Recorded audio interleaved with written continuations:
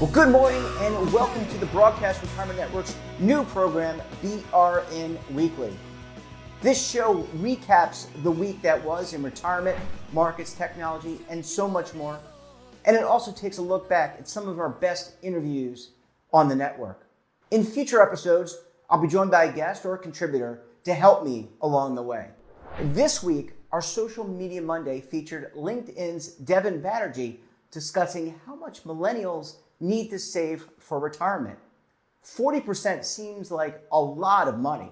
Let's take a look. So speaking of Halloween, this was a really scary story we featured last week. It's some new research out of MIT, an economist there named James Poturba.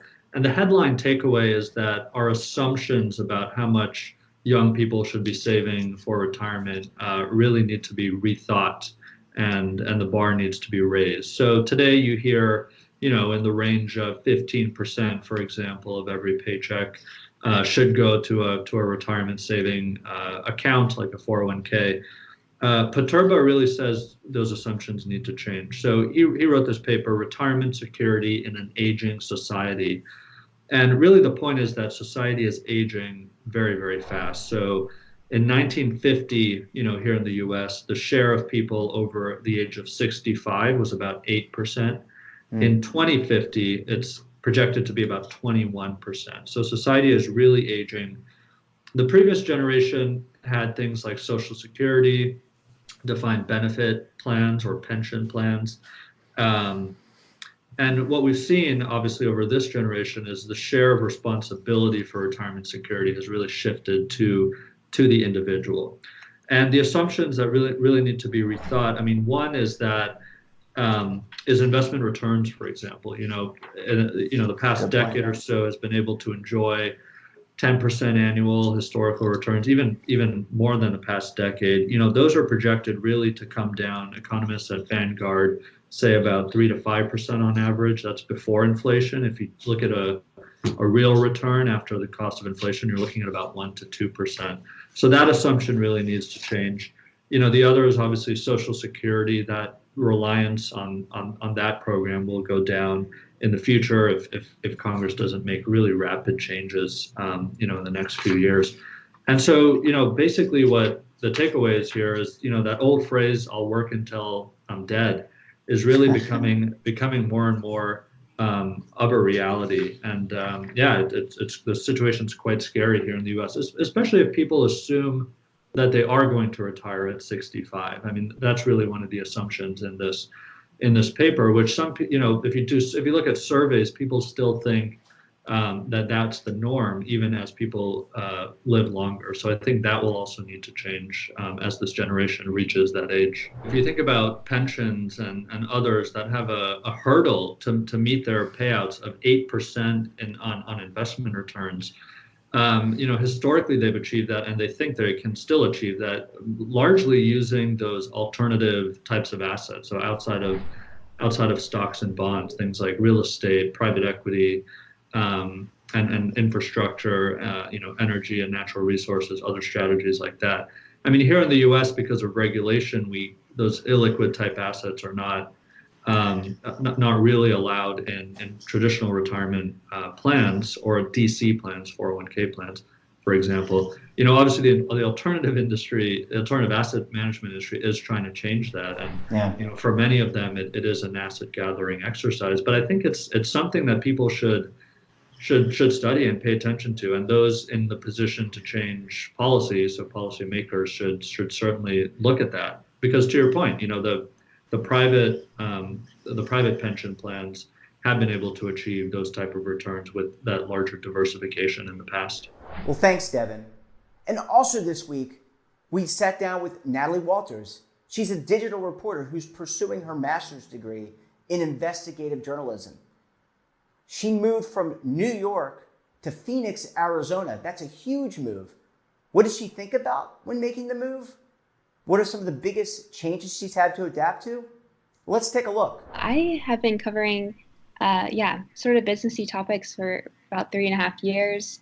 I was at Business Insider, then The Street, and then The Motley Fool. Yeah. But I definitely noticed there's, obviously a tendency to go for the shorter articles. And I felt like there was always another step I could take in those articles, but I felt like I didn't have the skills I needed to do some of that. I'm talking about skills like knowing how to read financial documents really, really well and what to look for when something's off and how to get information from the government, how to find good investigative stories.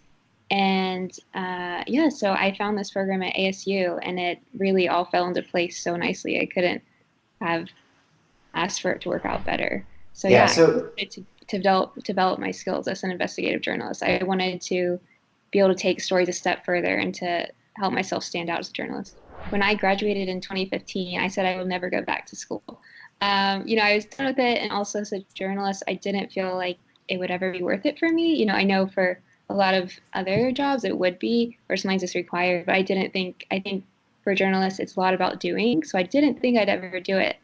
But then I just started feeling inadequate with my degree and in what I knew, as I kind of rose up further and started working on other stories and just talking to sources that were continually, higher educated than I was. And I just felt I was lacking, and I wanted to beef up my skills and my knowledge. And so that's when I started looking into programs. And I think I probably looked for a year before I actually committed to one. I think if I had found this program at the beginning, I may have been too scared to do it. But because I had been looking and adjusting myself to the idea of going back to school, leaving New York, leaving a steady job, it was much easier for me to accept. And then it just also felt right. I think also if I had spoken to the admissions people here and other students, and I'd gotten, iffy feelings or like, it's okay, I don't think I would have dropped everything to come here, on the other side of the United States. But I mean, it was a perfect fit. When I talked with them the first time, I explained my qualms with journalism and how I was frustrated at, the bipartisan of it all, and the strong left, the strong right, and the agenda. And I felt like I didn't know who to trust. When I just want to know what's happening at the border, or I just want to know what's happening at Facebook. I just want to know the basics. Right. And I felt like I was having a hard time finding that. And the people here felt the same way, and they said that's part of the reason they started this program. So it just really fit in great. I only moved to Georgia to move here. I kind of dropped my stuff off at my family's house. I was there just kind of a few weeks before I came out here. It's definitely way different. Honestly, it's been amazing. I think I loved New York. It'd always be one of my favorite cities, but I had heard someone say when I moved there's a 3-year itch, and I definitely got that 3-year itch. About 3 years, I still loved it, but I was thinking I'm a little tired of how unreliable the subway is. I'm a little tired also of just how hard it is to get to each other's apartments to hang out. I felt like I was lacking the community I'd had in previous years, just because it's hard to meet up people. And so then you end up just meeting at a bar, and I just never feel like I have as much fun or get to know people as well there versus an apartment where you can play games and just sort of let loose. So that was something I was missing, and I love being here because I have a car again, which is great. Right. And so I already feel like that community I was missing has come back into my life and more so. And, these 19 people are just so supportive, and we hang out all the time. I won't say hang out all the time. It's more like we're working all the time, but together. Sure. Working groups. Yes. Yeah. We don't have that much time to hang out, but that's been great. Also there's a light rail here, which is their subway, and it runs so well. And some people here, think when it's 2 minutes late that's a big deal, and I just want to say you have no idea. Yeah. In New York it would be this subway isn't running for the day, or this is an hour late, or they would change routes, like the R train's now running on the N line all day long. It would be that. Well, great stories all around. Natalie, best of luck to you. And when we come back, last month we talked to the state treasurer of Utah and New York Times columnist Carrie Hannon. You won't want to miss these great interviews as we look back. So stay tuned right here on BRN. But if you're tired Imagine a new television network that will make you richer, healthier, and in control of your financial future.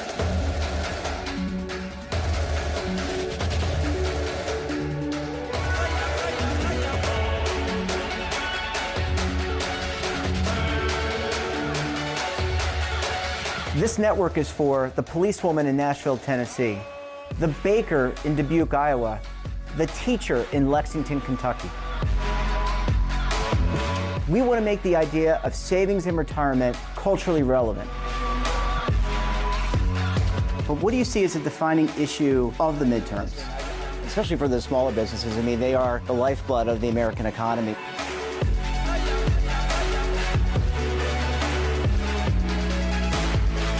Featuring exclusive interviews, current affairs, and docuseries.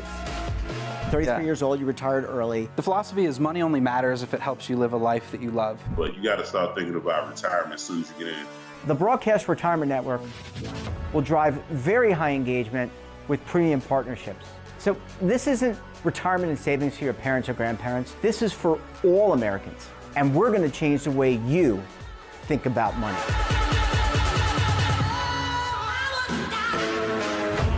Welcome to the next frontier of retirement and savings. This is BRN, the Broadcast Retirement Network. Welcome back. You know, financial literacy isn't just a buzzword to the state of Utah.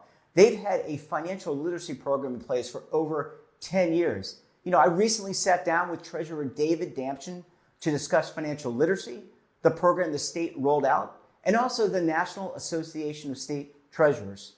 Let's have a look. That's right.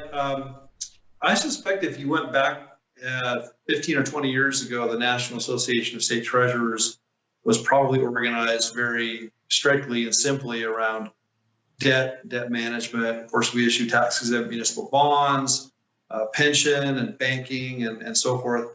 Financial literacy has become a major part of what we do. And it's really, as you can appreciate, in response to what's happening in this country. There's just such a great and growing need for not only better financial literacy, but better financial behaviors. And treasurers are taking note. What we're doing here in Utah, I think, is very similar to what's happening in other states. We're really building out new departments within our offices to put resources to work and to do what we can within our various states, working together to solve the problem. And the focus goes from K to gray, really, is what we talk about. So much of what we're doing at NAS this year is focused on K to 12 and things that can be done through the public school system. As you know, here in Utah, we've had a graduation requirement, a general financial literacy graduation requirement for over 10 years.